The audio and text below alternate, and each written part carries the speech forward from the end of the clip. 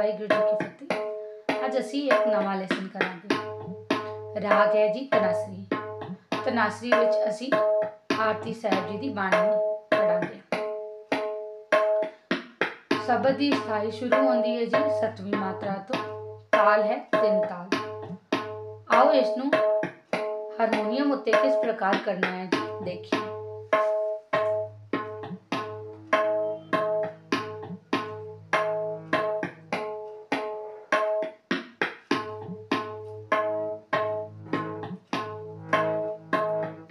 पा पा म ग ग म प नि ध प ग रे सा रे नि सा ग म प पा पा म ग ग म प नि ध प ग रे सा रे नि सा ग म प ग म प नि ध ध प प ग म प नि ध ध प प ता ता नि ध प नि नि ध प ग ग म म प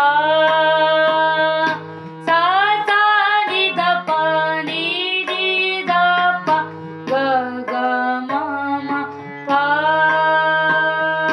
प प म ग ग म प नि ध प ग